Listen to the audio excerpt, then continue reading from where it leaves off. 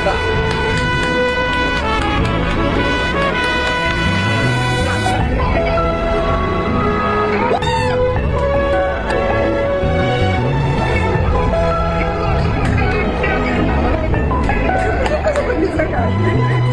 अच्छा प्लेयर है ना, ओकेजन ढूंढता है यार मैं परफॉर्म करूं, मुझे स्टेज मिलना चाहिए। हाँ, बड़ा प्लेयर कुछ प्लेयर्स होते हैं कि यार मेरे ओपनर, कुछ बोलते हैं कि मेरे ओपनर आउट है, मेरी बारी आई और मैं हीरो बन जाऊं। तो यही वही चीज जो बताया सैमसन का, वही चीज है कि मुझे हीरो बनना है। और पूरी दुनिया देख रही होती है, क्रंच मैच था वो, ये नहीं सिर्फ बैटिंग करके अपने रन करके नहीं है, उसको जितवाने के लिए हीरो बनना है। We have to speak to you, Sanju. This accomplishment in such a crucial game, what does it mean to you? It means the whole world actually to me. I think right from the day I started playing, started dreaming to play for the country, I think this is the day I was waiting for. Sanju ने अपनी statement में बोला ना, कहता है यार 100 games मैंने बैठ के देखी हैं और बेस्ट सीट पे बैठ के देखी हैं विराट कोहली और रोहित शर्मा को ये काम करते हुए, और मैं इंतजार करता था कि ये दिन कब आएगा जब मैं ये करूंगा। तो आज मेरी जिंदगी का सबसे बड़ा दिन है कि जो मैंने अपने सीनियर से सीखा है वो मैंने आज उनसे सीख के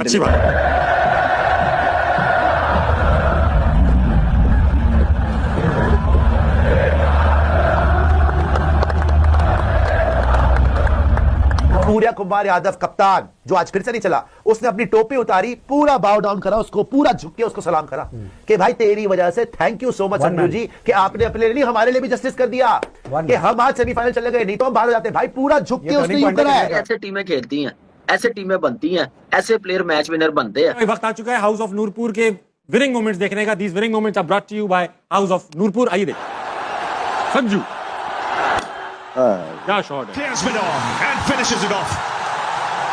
Well played. Sanju Special Samson, 97 not out, and will get a standing ovation when he comes out. Sanju Samson के लिए तालियां भाई, very well played. Last ball आपने देखी, उनको पता था कि बॉल यहीं पे होगी, ज्यादातर जो एरिया है यहीं पे होगी, अपना ये लेफ्ट लेग ओपन करके रखी हुई थी, आगे भी नहीं गए, बॉल मिली और वहीं से वो बॉल को लेके आज इंडिया को मुबारकबाद मैम की तरफ से, मुबारकबाद बीसीसीआई को मुबारकबाद, इंडिया पहुंच गया सेमीफाइनल में और तगड़ा मुकाबला हुआ। वेस्ट इंडीज ने बड़ी अच्छी क्रिकेट खेली जहां तक वो खेल सकते थे। मैं ये समझता हूँ पीछे डैरेन सैमी बिठाने की वजह से आप इंडिया को एकदम बीट नहीं कर सकते।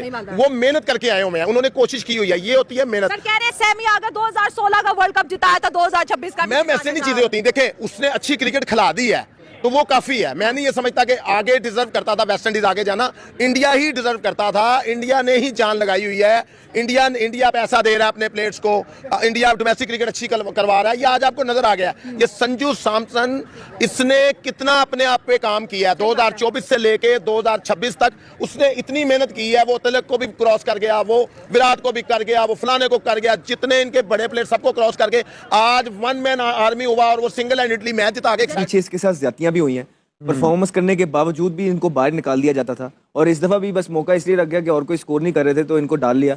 लेकिन बहुत लेट खेलते हैं, बड़ा टाइम है। आपको याद शर्मा की झलक आती है वैसे, रोहित शर्मा पीछे आपको आमिर याद होगा भी साउथ अफ्रीका जाके 2 सेंचुरियां की थी। अब पाकिस्तानी किसी प्लेयर ने उनकी पूरी टीम के खिलाफ जाके, जेनसन रबाडा के खिलाफ जाके लौट के 2 सेंचुरियां की हो T20 में, उसके बाद आप सोच सकते हैं अगले 5 साल वो बाहर होगा। ये 3 महीने बाद बाहर हो गया था। इतना कंपटीशन है वहां पे, कंपटीशन बहुत है, ठीक है ना। और उसके कितना अंडर प्रेशर होगा इस इनिंग में, और लेकिन इस अंडर प्रेशर उसने किस तरह अपनी नर्व को कंट्रोल किया। जिस तरह आमिर से बात हो रही थी कि ये बड़े मैच्योर प्लेयर है, पाकिस्तान के मैच से पता लगता है कि इतने अंडर प्रेशर वाले गेम के अंदर भी जिस तरह वन साइडेड ये जीतते हैं, इट शोज कि इनकी नर्व बहुत स्ट्रांग है। और इसी तरह इस प्लेयर ने आज शो किया, फिनोमिनल इनिंग। और जो भी कोई शादाब से बड़ा प्लेयर नहीं है संजू, जिस तरह से वो खेला, अभी कामरान भी यही बात कर रहे थे, मैं भी यही कह रहा था कि वो आपकी स्टार्टिंग 11 का हिस्सा नहीं था। That's the good thing about this team कि ये किसी एक प्लेयर पे डिपेंड नहीं करती। हु वुड हैव थॉट कि आज के गेम में 195 196 चेस करते हुए अभिषेक शर्मा और ईशान किशन जल्दी आउट हो जाए और ये चेस कर लें। पहली बात तो ये, मैं आपकी इस बात से एग्री नहीं करूंगा कि वो इस टीम का हिस्सा नहीं था। देखो अब मुझे मेरी बात पूरी होने देना, वो इस टीम का हिस्सा था, उससे परफॉर्मेंस नहीं हुई तो गौतम ने एक प्लान बनाया और वो कामयाब रहा। उस प्लान में ईशान किशन को ओपनर लाके तिलक टीम में आ गया। वो प्लान उसका उसने बनाया, ईशान किशन ने परफॉर्म करा, जिसकी वजह से संजू बाहर हो गया। सही है, लेकिन जब तिलक नंबर 3 पर आया तो उस वे में नहीं खेल पाया ना वो, तो उसने फौरन ही अपना प्लान चेंज करा कि अब हमारा एक मैच हम हार चुके हैं। और उस प्लान में उसने क्या करा, विकेट कीपिंग भी संजू से कराई, हालांकि काम ही कह रहा था ईशान किशन करेगा, कीपिंग भी कराई और नंबर 3 पे ईशान किशन को ले आया, लेफ्ट राइट कॉम्बिनेशन भी ले आया, तो वो उसमें कामयाब हुआ। और संजू ने जो इनिंग्स खेली है, मुझे याद दिलाई है उसने मेरे ख्याल विराट कोहली की, दोनों जावियों से खेला है। पहले पावर प्ले में संजू ने डोमिनेट करा है, सामने अभिषेक भी आउट हुआ है, ईशान किशन भी आउट हुआ है, लेकिन डोमिनेशन संजू की थी। उसके बाद उसने देखा जब स्काई आउट हुआ ना, तो उसने तिलक ने थोड़ा सा अपने आप को ईज आउट करा कि नहीं यार इधर एक विकेट नहीं गिरनी चाहिए। और जैसे वो रोमारियो जोसेफ आया था, मेरे ख्याल उसके पहले ओवर में जो एक छक्का चौका मारा, वहां से उन्होंने फिर गेम को अपने हाथ में ले लिया। नजीब ड्यू फैक्टर था, हर चीज थी, लेकिन इन्होंने कैलकुलेशन करी हुई थी कि वेस्ट इंडीज की बैटिंग स्ट्रांग है। भाई ये तो पहला मैच पहली बारी लेकर जीतते हुए आ रहे थे ना, इनकी बॉलिंग तो बहुत अच्छी है, लेकिन प्लान को चेंज करा। शायद मेरी अपनी भी एक थ्योरी है, मुझे लगता है कि यार अगर आप स्पोर्ट्स से हैं, आप इन चीज़ों से हैं, तो आपको मिर्च मसाला लगाने की जरूरत नहीं है। मिर्च मसाला लगाने वाले बहुत से लोग हैं जो करते भी हैं। मेरा मानना है कि स्पोर्ट्समैन, ये सेलिब्रिटी जो शोबिस से हैं, इनको अपने काम से काम रखना चाहिए। हाँ, बाकी देश सबको प्यारा है, आपको जुबान बाहर निकाल के दिखाने की जरूरत नहीं है। सबको पता है कि यार हर एक को अपना देश प्यारा होता है, इसमें कोई वो नहीं है। आपको याद होगा इंडिया पाकिस्तान एशिया कप के अंदर 2-3 बार भिड़े आपस में, उसमें पाकिस्तानी क्रिकेटर्स ने भी कुछ किया, उन्होंने भी आगे से कुछ किया। लेकिन मैं एक वीडियो देख रहा था जिसमें 2 भारतीय क्रिकेटर्स बरार का मिमिक कर रहे थे, मजाक कर रहे थे, जो भी मजाक मिले, लेकिन ये बंदा बिल्कुल साइलेंट खड़ा है। मैं ये नहीं कह रहा कि इसको मतलब वो है, ये आप उसको कहीं पे भी देख लें, he is so decent, he is so decent. कहीं आपको वो नहीं लगेगा कि यार कोई मतलब कोई इस तरह की हरकत कर रहा है। कोई भी आईपीएल में कहीं इवन के ड्रॉप हुआ टीम से, मतलब मोस्ट डिजर्विंग गाय कभी इन होता है, कभी आउट होता है, मोस्ट डिजर्विंग गाय, ठीक है ना, कोई वो कंसिस्टेंसी नहीं है, और फिर भी उसको मतलब ज्यादा टीम के साथ लगा रहता है। मुझे याद है अभी जब ये सीरीज खेल रहे थे, इसके होम टाउन में मैच हुआ था जहां पे रन नहीं किए थे। मैंने किसी वेबसाइट पे खबर पड़ी थी, इसने फिर कहा था सॉरी, लेकिन अगर कहीं मुझे आगे भारत के लिए मौका मिला ना, क्योंकि उस वक्त लगा उसको कि यार मैं वर्ल्ड कप पे नहीं खेल पाऊंगा, अब तो जाहिर है मेरी बारी नहीं आ पाएगी, तो मैं कुछ बड़ा करके दिखाऊंगा। अब बाई चांस उसको इतने बड़े जिसे बोलते हैं मंच के ऊपर कुछ करने का मौका मिला कल, और वेस्ट इंडीज जैसी टीम को हराया। पॉइंट ये नहीं है, ऐसे मोड़ के ऊपर कोई भी टीम आपके नाक पे लड़ जाती है, कोई भी टीम होती है, और West Indies I mean they are so good team, ठीक है, दे वर एक्चुअली, अब तो वो भी आउट हो गए। सो मुझे लगता है कि उसने जो इनिंग खेली है उसकी इनिंग में बड़ी खास बात, इनको होम कंडीशन का बहुत पता है, और इनको पता है जो पूरी दुनिया जो मिस कर रही है कि ये जो है वो 170 का ट्रैक नहीं है, ये 200 से ऊपर वाला ट्रैक है। इसीलिए ये अपनी बैटिंग को थोड़ा लंबा कर रहे हैं और कुलदीप यादव को बिठा रहे हैं, और ये 5 ही इस्तेमाल करते हैं। ये बहुत ही अच्छी बात है। मैं अक्सर ये कहता हूँ कि जब आपके पास 5 पक्के बॉलर हो और आप सिर्फ एक छठा साथ में लगा सकते हो सकता है किसी एक का दिन निगल इंजरी हो जाए तो आप छठा एक साथ में लगा, जब 7 और 8 पे चले जाएं, इसका मतलब ये है कि अब आपको आपका प्लान जो है ना तितर बितर हो चुका। तो इन्होंने वैसे ही किया, इन्होंने अपने वही रखे, क्योंकि इनको पता है होम कंडीशन का कि ये 200 के करीब करीब जो है, हालांकि दुबे था लेकिन उन्होंने रखा हुआ था कि नहीं देना। तो उन्होंने जो यूटिलाइजेशन की कंडीशन के एतबार से की 1। नंबर 2, यहाँ भी अगर देखें अकील हुसैन, मोती और ऑस्टन चेज, ये 2-2 ओवर की, हालांकि मोती और वो जो है वो 4-4 ओवर करते हैं, मगर इन्होंने इनको कॉपी किया है कि यार इनके जो बॉलर हैं वो भी 40-40 रन दे रहे हैं, तो इसका मतलब स्पिन में इसमें कुछ है नहीं है, विकेट थोड़ा फ्लैट है।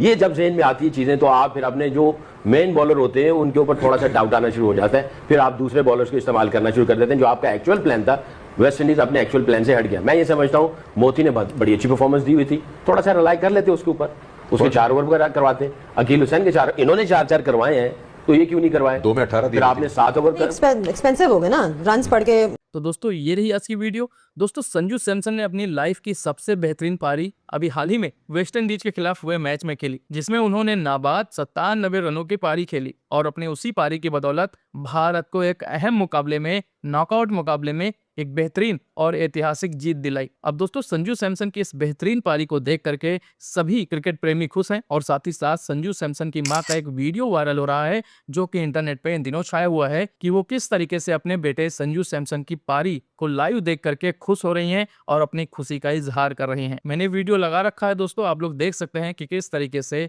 उन्होंने लाइव मैच के दौरान ये वीडियो रिकॉर्ड किया, और जो संजू सैमसन ने चीज़ें की हैं वो देश कभी नहीं भूल सकता, क्योंकि ये मैच ऐसा था कि अगर हार जाते तो हमारा 2026 में T20 वर्ल्ड कप जीतने का जो सपना था वो सपना ही रह जाता, वो पूरा नहीं हो सकता था। तो दोस्तों संजू सैमसन को लेकर तमाम सारी ऐसी प्रतिक्रियाएं लोगों की तरफ से आ रही थी, जिसमें काफ़ी ज़्यादा वो लोग थे जो कहते थे कि भाई संजू सैमसन की जगह T20 में बनती ही नहीं है, वो T20 फॉर्मेट के लिए है ही नहीं, क्योंकि उनके पास क्लास नहीं है, वो प्रेशर में नहीं खेल सकते, जब उन्हें रन बनाने हो, तेजी से भारत के स्कोर को बढ़ाना हो, तब वो नहीं खेल सकते। तो संजू सैमसन ने अपनी पिछली ही पारी में सभी लोगों को गलत साबित कर दिया, और वो बता दिया कि वो हर लिहाज से T20 फॉर्मेट में फिट बैठते हैं और हर तरीके से हर सिचुएशन में वो खेल सकते हैं। वेस्ट इंडीज के खिलाफ भारत के मैच जीतने के बाद जब मैच प्रेजेंटेशन के दौरान संजू सैमसन से पूछा गया कि आप कैसा फील कर रहे हैं, तब संजू सैमसन ने एक भावुक स्पीच दी, जिसमें उन्होंने कहा कि भाई मैं बेंच पर बैठ बैठ के थक गया था। पहले तो मैं सिलेक्ट ही नहीं होता था, लेकिन जब भारतीय टीम में मेरा सिलेक्शन हुआ तो हमें प्लेइंग 11 में खेलने का मौका ही नहीं मिला। जिस तरीके से मैं वेट करता था कि भाई कब मेरा नंबर आएगा, कब मैं भारत के लिए अपना योगदान दूं जिससे भारत मैच जीत सके, तो वो दिन आज था जिसमें मैंने भारत की जीत में एक अहम भूमिका निभाई। अब आप सोचिए दोस्तों कि एक ऐसा खिलाड़ी जिसके पास हर तरीके की टैलेंट है, खासतौर पे टी20 फॉर्मेट को लेकर, वो अगर बेंच पे बैठा था तो जाहिर सी बात है दोस्तों कि इस तरीके से उसके मन में सवाल आते होंगे, जो कि संजू सैमसन ने मैच प्रेजेंटेशन के दौरान उन्होंने दुनिया को बताया। तो चलिए दोस्तों, संजू सैमसन से हम इसी तरीके से आशा करते हैं कि वो आगे भी आने वाले मैचों में ऐसे ही परफॉर्मेंस करेंगे और साथ ही साथ इंडिया को एक बार फिर से वर्ल्ड चैंपियन बनाएंगे। तो चलिए दोस्तों, आज की वीडियो को ज़्यादा लंबा ना करते हुए वीडियो करते यहीं पर ख़त्म, और मिलते हैं दोस्तों ऐसे एक और नई वीडियो में। बाकी आज की वीडियो आपको कैसी लगी, आप लोग अपनी राय जरूर हमारे साथ शेयर करें। साथ ही दोस्तों अपना ढेर सारा ख्याल रखें। नमस्कार।